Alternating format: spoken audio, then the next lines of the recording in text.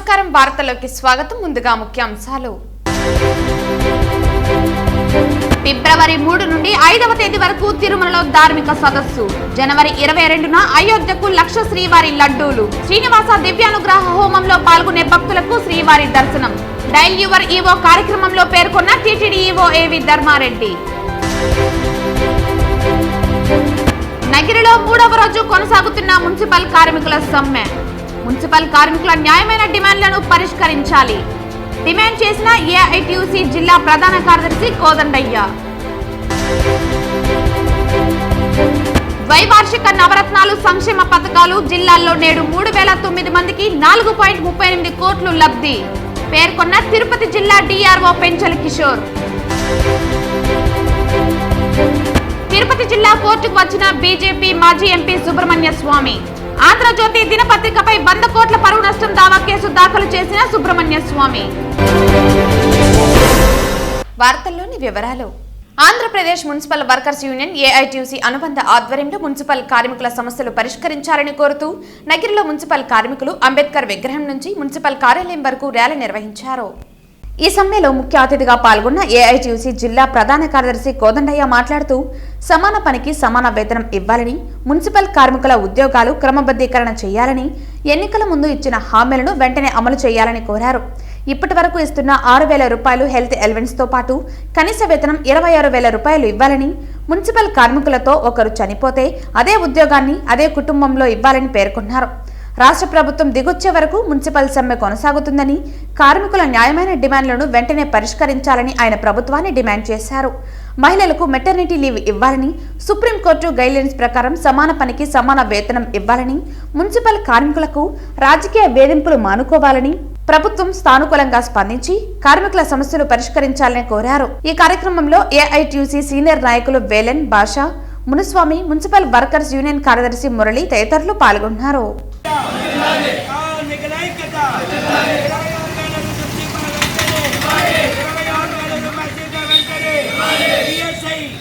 Puttur municipality పారిశుద్ధ్య కార్మికులు చేపట్టిన సమ్మె ఆందోళన ధర్నా కార్యక్రమానికి పుత్తూరు జనసేన పార్టీ సంఘీభావం మద్దతును తెలియజేశారు. గత 3 రోజులుగా పుత్తూరు మున్సిపాలిటీ అలాగే రాష్ట్ర వ్యాప్తంగా సమ్మె చేస్తుంటే రాష్ట్ర ప్రభుత్వం వారిని పట్టించుకోవటం లేదన్నారు. వారి న్యాయమైన కోరికలు కనీస వేతనం 26,000 రూపాయలు ఇవ్వాలనే డిమాండ్ను తీర్చాలని పుత్తూరు జనసేన పార్టీ రాష్ట్ర ప్రభుత్వాన్ని డిమాండ్ చేస్తున్నామన్నారు. పుత్తూరు మున్సిపాలిటీ వర్కర్స్ యూనియన్ నాయకులు కార్మికులకు మద్దతు తెలుపుతూ జనసేన పార్టీ నాయకులు గోపీరాయల్ తదితర కార్యకర్తలు మద్దతును తెలిపారు.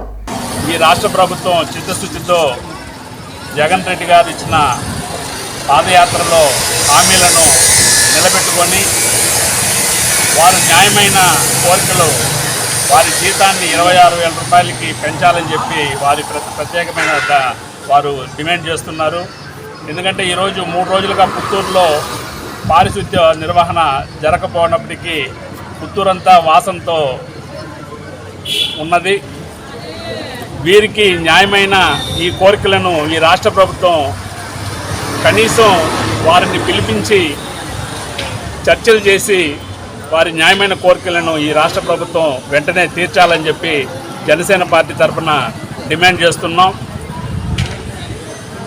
ఎక్కడెక్కడో లక్షలు సలహాదారులకు ఇస్తున్న ఈ రాష్ట్ర ప్రభుత్వం ఈరోజు 3 రోజులుగా పుత్తూరులో చెత్తను ఎత్తకపోయినప్పటికీ రాష్ట్ర వ్యాప్తంగా కూడా వాసనతో అన్ని మున్సిపాలిటీల్లో గ్రామాల్లో పారిశుద్ధ్యం చేయలేకుండా 3 రోజులుగా వాసన భరించలేని పరిస్థితిలో ఉన్న ఈ ప్రభుత్వానికి ఎంత మాత్రం చిత్తశుద్ధి లేదు. కనుక వెంటనే రాష్ట్ర ముఖ్యమంత్రి గారు రాష్ట్ర మంత్రులు ఈ యొక్క డిమాండ్లన్నింటినీ కూడా తీర్చాలని చెప్పి జనసేన పార్టీ తరఫున మరోసారి డిమాండ్ చేస్తున్నాము. వెంటనే చర్చలకి పిలిపించి వీరు కోరుతున్న సమాన పనికి సమాన వేతనాన్ని వెంటనే అందించాలని చెప్పి మరోసారి కూడా జనసేన పార్టీ తరఫున రాష్ట్ర ముఖ్యమంత్రి గారిని విన్నవించుకుంటూ డిమాండ్ చేస్తున్నాం. టీటీడీ వెబ్సైట్లో అన్యమత ప్రచారం చేస్తున్నారని గతంలో ప్రచురించిన ఆంధ్రజ్యోతి దినపత్రికపై టీటీడీ కేసు నమోదు చేసింది. ఆంధ్రజ్యోతి దినపత్రికపై బీజేపీ మాజీ ఎంపీ సుబ్రహ్మణ్య స్వామి 100 కోట్ల పరువు నష్టం దావా కేసు దాఖలు చేశారు. కేసు విచారణలో భాగంగా తిరుపతి కోర్టుకు హాజరై టీటీడీ జత చేసిన పత్రాలను సుబ్రహ్మణ్య స్వామి పరిశీలించారు. న్యాయవాదుల సమ్మె కారణంగా కేసు విచారణ ఫిబ్రవరి 5వ తేదీకి వాయిదా వేశారు. తాను రిజిస్టర్ న్యాయవాది కానందున కేసులు వాదించేందుకు జడ్జి అంగీకరించలేదని సుబ్రహ్మణ్య స్వామి తెలిపారు. హైకోర్టు ద్వారా ప్రత్యేక ఉత్తర్వులు తీసుకువచ్చామని, కేసులో వాదనలు వినిపించేందుకు వచ్చామన్నారు. న్యాయవాదుల సమ్మె కారణంగా కేసు వాయిదా పడిందని పేర్కొన్నారు. టీటీడీ ప్రతిష్ట దెబ్బతీసేందుకు అసత్య వార్తను ప్రచురించారని అన్నారు. దేవస్థానం అన్ని ఆధారాలు కోర్టుకు సమర్పించిందని పేర్కొన్నారు. Honorable judge and told him that the objection raised to my not being a registered lawyer cannot be allowed, even though the Advocates Act section 32 permits me to do so, and I have done it in many cases, especially in the Supreme Court. So here they filed a petition, the people who are being charged with defamation, they filed a petition which was dismissed with a very elaborate order, and then they went to the High Court, and in the High Court also a very strong order has been issued by Learned Judge Bhanuvati. So now I am permitted to argue the matter on behalf of the Tirupati Devasthanam Board, and this matter will be heard on defamation matter will be heard on the 5th of February next month. That is 5th February. TTD has already put a affidavit in which a lot of evidence will be given, and I certainly will, in my first arguments, I will introduce more evidence, and it is really question is whether they have any evidence or just abuse that they have poured on the TTD. సనాతన హైందవ ధర్మ ప్రచారంలో భాగంగా ఫిబ్రవరి 3 నుండి 5వ తేదీ వరకు తిరుమలలో దేశంలోని ప్రముఖ పీఠాధిపతులు, మఠాధిపతులు, ధార్మిక సంస్థలతో సదస్సు నిర్వహించనున్నట్లు టీటీడీ ఈవో ఏవి ధర్మారెడ్డి తెలిపారు. తిరుమల అన్నమయ్య భవనంలో శుక్రవారం డైల్ యువర్ ఈవో కార్యక్రమం జరిగింది. ఈ సందర్భంగా ఈవో భక్తులను ఉద్దేశించి ప్రసంగించారు. అయోధ్యలో 22వ తేదీ శ్రీ రామచంద్రుల వారి విగ్రహ ప్రతిష్ట, శ్రీ రామ మందిరం ప్రారంభోత్సవం సందర్భంగా భక్తులకు 25 గ్రాముల బరువు గల 1 లక్ష లడ్డూలను శ్రీవారి ప్రసాదంగా అందించేందుకు ఏర్పాట్లు చేశామని అన్నారు. తిరుపతిలోని అలిపిరి సప్త గోప్రదక్షిణ మందిరంలో జరుగుతున్న శ్రీనివాస దివ్యానుగ్రహ విశేష హోమంలో పాల్గొనే భక్తులు తిరుమలలో 300 ప్రత్యేక ప్రవేశ దర్శనం క్యూలైన్లో టికెట్ కొనుగోలు చేసి శ్రీవారిని దర్శించుకునే అవకాశం కల్పిస్తున్నామని తెలిపారు. ధనుర్మాస కార్యక్రమాల ముగింపులో భాగంగా జనవరి 15వ తేదీ తిరుపతిలోని టీటీడీ పరిపాలన భవనం ప్రాంగణంలోని పెరేడ్ మైదానంలో సాయంత్రం 6:30 నుండి 8:30 వరకు శ్రీ గోదా కళ్యాణం వైభవంగా నిర్వహిస్తామన్నారు. తిరుమలలో జనవరి 16వ తేదీ కనుమ పండుగ సందర్భంగా శ్రీవారి పార్వేట ఉత్సవం, జనవరి 25న శ్రీరామకృష్ణ తీర్థ ముక్కోటి వైభవంగా నిర్వహిస్తామని ఈవో ఏవి ధర్మారెడ్డి తెలిపారు. ఇంకొక ఇష్యూ ఏంటంటే 300 రూపీస్ టికెట్స్ హోల్డర్స్ను ఎస్ఎస్డి టికెట్స్ హోల్డర్స్ను కలిపేస్తున్నారు. అలా కలపకుండా సపరేట్గా పంపించామని చెప్పి ఇద్దరు భక్తులు అడిగారు. అది పాజిబిలిటీ ఉండదని చెప్పాము. 300 రూపీస్ టికెట్ వైకుంఠం 1 నుంచి ఎంటర్ అవుతారు. ఫ్రీ దర్శనం వాళ్ళేమో వైకుంఠం 2 నుంచి ఎంటర్ అవుతారు. ఆ రెండు కూడా వైకుంఠం 1లో ఈ ఎలిఫెంట్ గేట్ దగ్గర మిక్స్ అవుతారు వాళ్ళు. ఈ మిక్స్ అనేది ఎప్పటి నుంచో జరుగుతూ ఉంది. సపరేట్ క్యూ లైన్లో పంపించడం అనేది ఇట్ ఈస్ నాట్ పాసిబుల్, కాబట్టి ఇది పాసిబిలిటీ ఉండదని చెప్పాము. కానీ మహాద్వారం నుంచి బంగారు వాకిలి వరకు సింగిల్ క్యూ లైన్నే మెయింటైన్ చేస్తున్నాం ఇప్పుడు కూడా. అదేవిధంగా సింగిల్ క్యూ లైన్ మెయింటైన్ చేస్తూ భక్తులకు ఇబ్బంది లేకుండా దర్శనం ఏర్పాటు చేయడం జరుగుతుంది. తర్వాత ఈ ఎస్ఎన్సి క్వార్టర్స్, ఏఎన్సి ఇటువంటి కాటేజెస్లో గీజర్స్ పెట్టారు, కానీ గీజర్స్ పనిచేస్తలేవు, చాలా గీజర్స్ అని అన్నారు. ఈరోజు డిప్యూఓ ఎలక్ట్రికల్కు SC2 కూడా ఆదేశాలు ఇవ్వడం జరిగింది. గీజర్స్ ఏది కూడా ఐడియల్గా ఉండకుండా అన్ని గీజర్స్ పనిచేసేటువంటి చర్యలు తీసుకోమని చెప్పడం జరిగింది. ఆగస్టు 2023 నుండి డిసెంబర్ 2023 వరకు అమలైన సంక్షేమ పథకాలకు సంబంధించి అర్హులై ఉండి పొరపాటున ఏ కారణం చేతనైనా లబ్ధి అందని వారికి మరో అవకాశం కూడా ఇస్తూ రాష్ట్ర వ్యాప్తంగా అటువంటి 68,990 మంది లబ్ధిదారులకు 97.76 కోట్లను నేడు సీఎం క్యాంపు కార్యాలయం నుండి వారి ఖాతాల్లో రాష్ట్ర ముఖ్యమంత్రి వైఎస్ జగన్మోహన్ రెడ్డి వర్చువల్ విధానంలో జమ చేయగా తిరుపతి నుండి జిల్లా రెవెన్యూ అధికారి పెంచల్ కిషోర్ సంబంధిత అధికారులు లబ్ధిదారులతో కలిసి శుక్రవారం ఉదయం కలెక్టరేట్లో వీడియో కాన్ఫరెన్స్ హాల్ నుండి హాజరయ్యారు. ఈ సందర్భంగా డీఆర్ఓ మాట్లాడుతూ పొరపాటున ఏ కారణం చేతనైనా సంక్షేమ పథకాల లబ్ధి అందని వారు పథకం లబ్ధి అందించిన నెలలోపు గ్రామ వార్డు సచివాలయాల్లో దరఖాస్తు చేసుకోవచ్చని, అవసరమైతే వాలంటీర్ సేవలు వాడుకోవచ్చని లేదా 1902కి కాల్ చేస్తే వారు తగు సూచనలు ఇస్తారని, సదరు దరఖాస్తును వెరిఫై చేయించి అర్హులైన వారికి జనవరి నుండి జూన్ వరకు అమలైన సంక్షేమ పథకాలకు సంబంధించిన లబ్ధిని, జూన్ జూలై నెలలో జూలై నుండి డిసెంబర్ వరకు అమలైన సంక్షేమ పథకాలకు సంబంధించిన లబ్ధిని డిసెంబర్ జనవరి నెలలో అర్హులైన ప్రతి ఒక్కరికి లబ్ధి అందేలా ప్రభుత్వం చర్యలు తీసుకుంటోందని అన్నారు.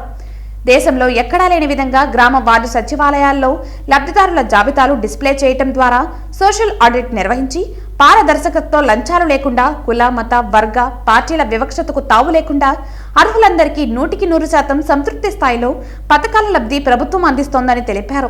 రాష్ట్ర ప్రభుత్వం సంక్షేమ క్యాలెండర్ను ముందుగానే ప్రకటించి నిర్దిష్ట సమయంలోనే టెన్షన్గా లబ్ధి పంపిణీ చేస్తోందన్నారు. అనంతరం 3,009 మంది లబ్ధిదారులకు చెందిన సుమారు 4.38 కోట్ల మెగా చెక్కును డీఆర్ఓ సంబంధిత అధికారులతో కలిసి పంపిణీ చేశారు. ఈ కార్యక్రమంలో వివిధ శాఖల అధికారులు, లబ్ధిదారులు తదితరులు పాల్గొన్నారు.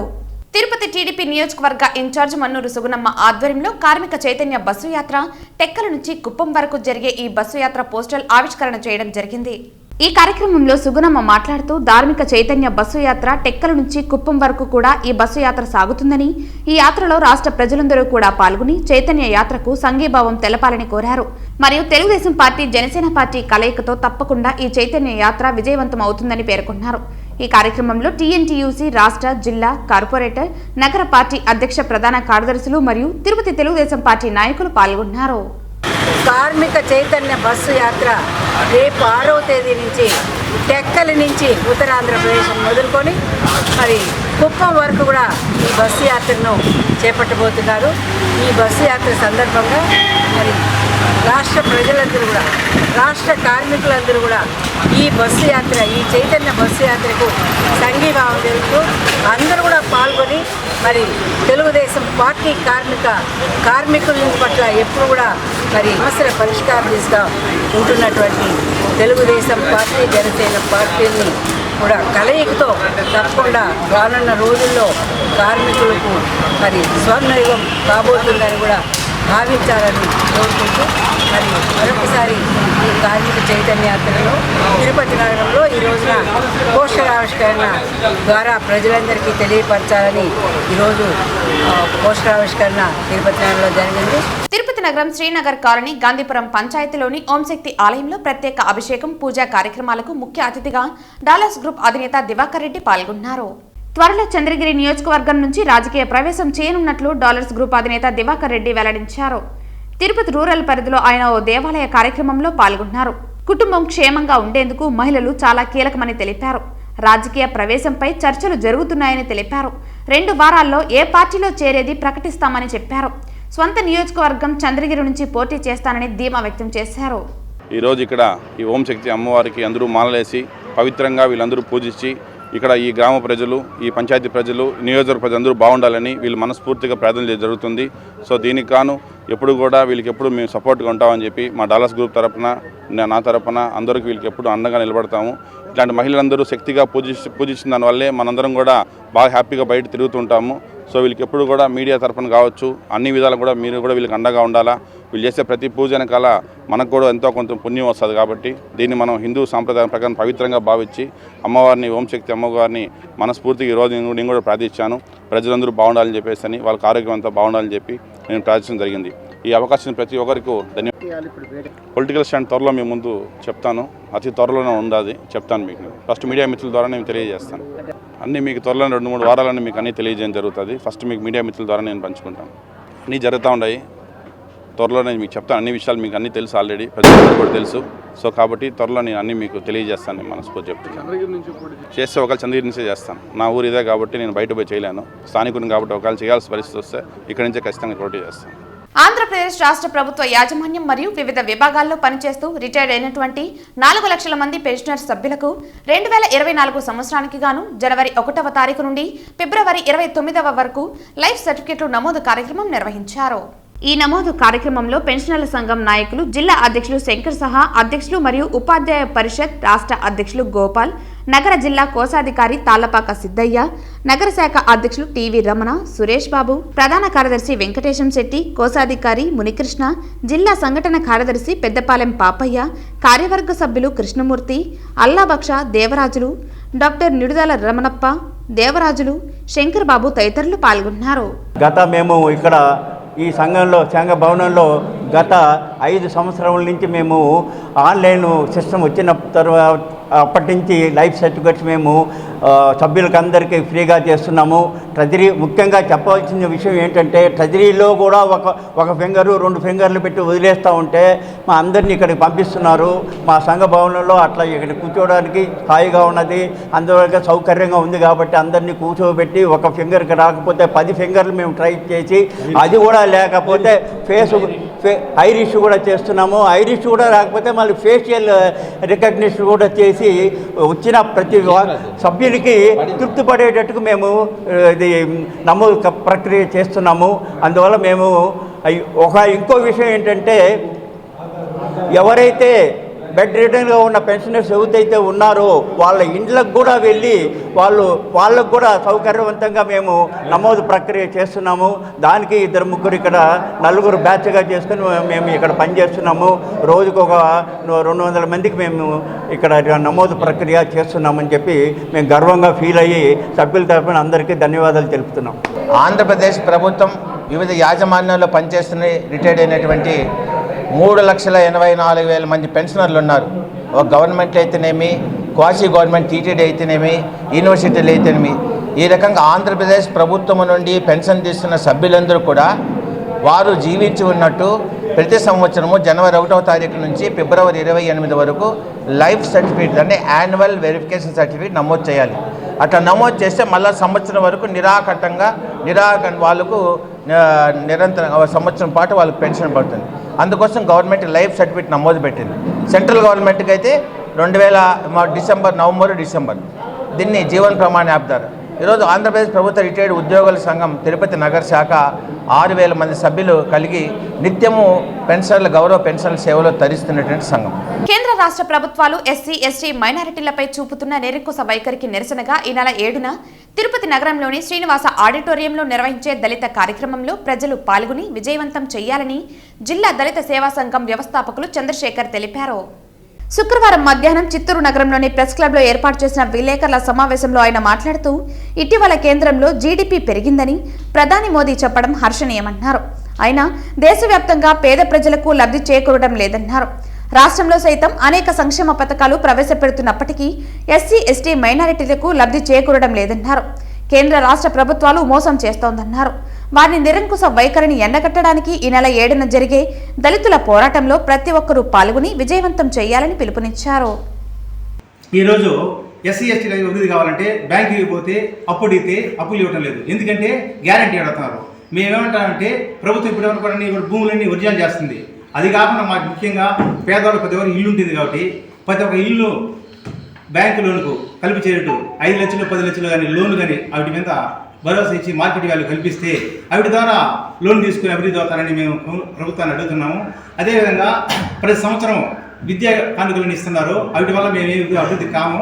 ముఖ్యంగా ప్రతి సంవత్సరం ఒక 2,000 మందిని విదేశాలకు కానీ పంపించగలిగితే ఆ వాళ్ళు కూడా అందరూ కూడా అభివృద్ధి అవుతారు. ప్రతి సంవత్సరం 2,000 అయితే 5 ఏళ్ళలోనో 2,000 మంది పోతారు. అది కాకుండా అమ్మఒడి వీటి వల్ల ఉపయోగం లేదు. ఇప్పుడు 3,000 రూపాయలు పెన్షన్ ఇస్తున్నారు. ఇవన్నీ కూడా ఏమవుతుందంటే ప్రైవేట్ షాప్కి వెళ్ళిపోతున్నాయి. కానీ మాకు ఇవ్వాల్సింది 3,000 కాదు, మేము ఏమడుతున్నాము, ఎస్సీ సప్లై నిధులు ఏమైనాయి? ఆ డబ్బులన్నీ కూడా మాకు వ్యక్తిగతంగా ఇస్తే 5 లక్షలు 10 లక్షలు ఇస్తే మేము ఆర్థిక అభివృద్ధి, కానీ మీరు ఇచ్చే 3,000 వాళ్ళు ఏమవుతుందంటే అందరూ కూడా బ్రాంచ్ షాప్ గడేస్తున్నారు, ఇస్తున్నారు, అది తీసుకుంటున్నారు. 2,000 పెన్షన్ ఇచ్చారు, 3,000 పెన్షన్ అన్నాడు, 210 కోట్లు అంటారు మా బ్రాంచ్ షాప్కి పోతే. అంటే అప్పుడేమో 250 రూపాయలు పెంచారు, ఇప్పుడేమో 10 రూపాయలు పెంచారు కోట పైన. కాబట్టి దీని మీద మేము అభివృద్ధి అయినట్టేనా? మేము ప్రభుత్వాన్ని డిమాండ్ చేస్తున్నాము. అంటే మా ఉద్దేశం, మీ అభివృద్ధి కావాలంటే మాకు మీరు ఇచ్చే ఇసులుబాటు ఏందని ప్రభుత్వాన్ని మేము అడుగుతున్నాము. శాంతిపురం మండలం సోగడబల్లి గ్రామానికి చెందిన టీడీపీ సీనియర్ మైనారిటీ నేత సర్దార్ బాషా మృతి ఎంతగానో కలిచివేసిందని ఎమ్మెల్సీ డాక్టర్ కంచర్ల శ్రీకాంత్ ఆవేదన వ్యక్తం చేశారు. శుక్రవారం టీడీపీ సీనియర్ మైనారిటీ నేత సర్దార్ బాషా పింఛన్ తీసేశారని ఆవేదనతో మృతి చెందిన విషయం తెలుసుకున్న ఎమ్మెల్సీ డాక్టర్ కంచర్ల శ్రీకాంత్ వారి కుటుంబ సభ్యులను పరామర్శించి సర్దార్ బాషాకు నివాళులర్పించారు. ఈ సందర్భంగా ఆయన మాట్లాడుతూ సర్దార్ బాషా మృతి తనను ఎంతగానో కలిచివేసిందని ఆవేదన వ్యక్తం చేశారు. సర్దార్ బాషా మృతికి స్థానిక వైసీపీ నాయకులే కారణమని ఆరోపించారు. అనారోగ్యంతో బాధపడుతున్న సర్దార్ బాషా ఇంట్లో ఉండి విశ్రాంతి తీసుకుంటున్నారు. చిత్తూరు ఎమ్మెల్సీ భరత్ సతీమణి దుర్గమ్మ ఇటీవల చీరల పంపిణీ కార్యక్రమంలో భాగంగా సర్దార్ బాషా ఇంటికి వచ్చారని అన్నారు. సర్దార్ బాషా కుటుంబీకులు ఎమ్మెల్సీ భరత్ సతీమణి ఇచ్చిన చీరను తిరస్కరించారని, సర్దార్ బాషా పింఛన్ ఆపివేయటం దారుణమన్నారు. గ్రామంలో పింఛన్ అందరికీ అలాగే ఉంచి సర్దార్ బాషా పింఛన్ ని వాలంటరీ గాయత్రి ఆపివేసిందన్నారు. విషయం తెలుసుకుని సర్దార్ బాషా సచివాలయంకు వెళ్లి తన పెన్షన్ ఎందుకు ఆపేశారో చెప్పాలని కోరగా సచివాలయ సిబ్బందికి సర్దార్ బాషా మధ్య వాగ్వివాదం చోటు చేసుకోవడంతో ఆవేశంతో సర్దార్ బాషా బీపీ పెరిగిపోవడంతో గుండెపోటుతో అక్కడికక్కడే మృతి చెందినట్లు తనకు బాధిత కుటుంబీకులు తెలిపినట్లు పేర్కొన్నారు. గుండెపోటుతో మృతి చెందిన విషయం కుటుంబ సభ్యులకు ఎలాంటి సమాచారం ఇవ్వకుండా ఆసుపత్రికి సచివాలయ సిబ్బంది తరలించడం సరికాదన్నారు. మృతి చెందిన సర్దార్ బాషా వేలిముద్రలు తీసుకుని పింఛన్ ఇప్పించామంటూ చెప్పడం బాధాకరంగా ఉందన్నారు. వైసీపీ నేతలు సచివాలయ సిబ్బంది కనీసం మానవత్వం లేకుండా ప్రవర్తిస్తున్నారని ఆరోపించారు. దీనిపై చట్టపరమైన చర్యలు తీసుకోవాలని స్థానిక తహసీల్దార్, ఆర్డీఓ, జిల్లా కలెక్టర్ను డిమాండ్ చేస్తున్నట్లు తెలిపారు. సర్దార్ బాషా సచివాలయంకి వెళ్లి ప్రశ్నించినప్పుడు ప్రశాంతంగా మాట్లాడి తనకు రావాల్సిన పింఛన్ ఇచ్చి ఉంటే నిండు ప్రాణాలు కోల్పోయే వాళ్ళం కాదన్నారు. ఆయనను రెచ్చగొట్టి ఎమ్మెల్సీ సతీమణి ఇచ్చిన చీర తీసుకోలేదని చెప్పి సర్దార్ బాషా మృతి చెందడానికి కారకులైన వైసీపీ నేతలు, సచివాలయ సిబ్బంది పింఛన్ ఆపిన వాలంటీర్పై చట్టపరమైన చర్యలు తీసుకోవాలని డిమాండ్ చేశారు. ఇంతకన్నా దారుణమైన మనస్తత్వం నాకు తెలిసి రాక్షసులు కూడా ఆలోచించరు. ఒక వ్యక్తి చనిపోయటానికి కారణమయ్యారు, చనిపోయిన తర్వాత డెడ్ బాడీ చేత ఫింగర్ ప్రింట్ వేయించుకొని పెన్షన్ ఇచ్చామని చెప్పనేసి ఇచ్చేస్తున్నారు. కాబట్టి ఎంఆర్ఓ గారు విచారణ చేపట్టాలి. పెన్షన్ ఏ టైంకి ఆయన చనిపోయారు, ఏ టైంకి పెన్షన్ ఇచ్చారు, చనిపోయిన డెడ్ బాడీకి ఫింగర్ ప్రింట్ వేయించుకొని పెన్షన్ ఎలా ఇస్తారు, ఇవన్నిటి మీద కూడా విచారణ చెప్పి వాళ్ళందరి మీద చట్టపరమైన చర్యలు తీసుకోవాలని డిమాండ్ చేస్తున్నాం. సర్దార్ భాయ్ కుటుంబానికి ఆర్థికంగా కూడా అన్ని విధాలుగా ఆదుకోవాలి, ఖచ్చితంగా న్యాయం చేయాలని చెప్పనేసి కూడా ఈ ప్రభుత్వాన్ని డిమాండ్ చేస్తున్నాం. తెలుగుదేశం పార్టీ తరఫున అందరం ఆ కుటుంబానికి అండగా ఉంటామని కూడా తెలియజేస్తా ఉన్నాం. తిరుమల శ్రీవారిని ఈ రోజు ఉదయం వీఐపీ విరామ సమయంలో హీరోయిన్ జాన్వీ కపూర్, సినీ నటి మహేశ్వరి దర్శించుకున్నారు. తిరుమల శ్రీవారిని ఈ రోజు ఉదయం వీఐపీ విరామ సమయంలో హీరోయిన్ జాన్వీ కపూర్, సినీ నటి మహేశ్వరి దర్శించుకున్నారు. దర్శన అనంతరం రంగనాయకుల మండపంలో వేద పండితులు వేద ఆశీర్వచనం అందించగా ఆలయ అధికారులు శ్రీవారి తీర్థ ప్రసాదాలు అందజేశారు. ఆలయం వెలుపల జాన్వీ కపూర్ ని చూడటానికి భక్తులు, అభిమానులు పోటీపడ్డారు. తిరుమల శ్రీవారిని ఈ రోజు ఉదయం నైవేద్య విరామ సమయంలో మంత్రి మేరుగు నాగార్జున కుటుంబ సమేతంగా దర్శించుకున్నారు. ఆయనకు ఆలయ అధికారులు స్వాగతం పలికి దర్శన ఏర్పాట్లు చేశారు. దర్శన అనంతరం రంగనాయకుల మండపంలో వేద పండితులు వేద ఆశీర్వచనం అందించగా టీటీడీ అధికారులు తీర్థ ప్రసాదాలు అందించారు. ఆలయం వెలుపల మంత్రి మాట్లాడుతూ స్వామివారి దర్శనం బాగా జరిగిందని, పార్టీలో అసంతృప్తి అనేది లేదన్నారు. రాష్ట్రంలో భావితరాల భవిష్యత్తు కోసం కొత్త ఆలోచనలు చేస్తున్నారని అన్నారు. జగన్మోహన్ రెడ్డి అడుగుజాడల్లోనే పార్టీ కోసం నడుస్తామని మంత్రి తెలిపారు. 14 సంవత్సరాలు ముఖ్యమంత్రిగా చేసిన చంద్రబాబు నాయుడు రాష్ట్రానికి ఏమీ చేయలేదని, ఈసారి ముఖ్యమంత్రిని చేస్తే రాష్ట్రాన్ని అభివృద్ధి చేస్తానని అబద్ధాలు చెబుతున్నారని అన్నారు. అతను కుప్పంలో, కొడుకు మంగళగిరిలో పోటీ చేస్తున్నారని, వీరు వైఎస్ఆర్సీపీ పోటీ చేసే స్థానాల గురించి మాట్లాడుతున్నారని అన్నారు. పవన్ కళ్యాణ్ చంద్రబాబు నాయుడు, లోకేష్ ను తిట్టాడని, అలాంటి వారితో 2024లో పొత్తు పెట్టుకుంటున్నారని విమర్శించారు. రాష్ట్రంలో జగన్మోహన్ రెడ్డి గారు ఒక కొత్త ఆలోచనలతో భావితరాల భవిష్యత్తు కోసం బ్రహ్మాండం వంటి పరిపాలన చేస్తూ ఉన్నాడు. పార్టీ పరంగా అందరమే వారి యొక్క అడుగుజాడల్లో వాళ్ళ ఆదేశం మేరకు, ఆయన ఆదేశం మేరకు పనిచేస్తాం. ఆ పార్టీ ఉజ్వలమైన భవిష్యత్తు ఉంది. దాని గురించి ఆలోచించాల్సిన పని లేదు. ఎందుకు భయపడుతున్నాడో చంద్రబాబు, లేకపోతే వాళ్ళ టీము నాకు అర్థం కావట్లేదు. టికెట్లు అక్కడ మారుస్తున్నారు, ఇక్కడ మారుస్తున్నారు, వాళ్ళకి లేదు. నీకేం పనయ్యా? నీ ఉద్యోగం నువ్వు చేసుకో, నీ పార్టీ వ్యవహారాలు నువ్వు తెలుసుకో. మా కోసం ఎందుకు? నువ్వు మార్చలేదా? నువ్వెక్కడో తీసుకెళ్ళి పాయకిరాపేట కొవ్వూరు వాళ్ళని తీసుకొచ్చి తిరువూరులో ఎక్కడెక్కడో నువ్వెక్కడొచ్చావు? నీదే ఊరు? నువ్వు ఎక్కడ పోటీ చేస్తున్నావు? కుప్పంకి నీకు సంబంధం ఏంటి? నీ కొడుకు ఎక్కడ చేస్తున్నాడు? మంగళగిరికి నీ కొడుకు సంబంధం ఏంటి? ఇవన్నీ చేతగాని మాటలు.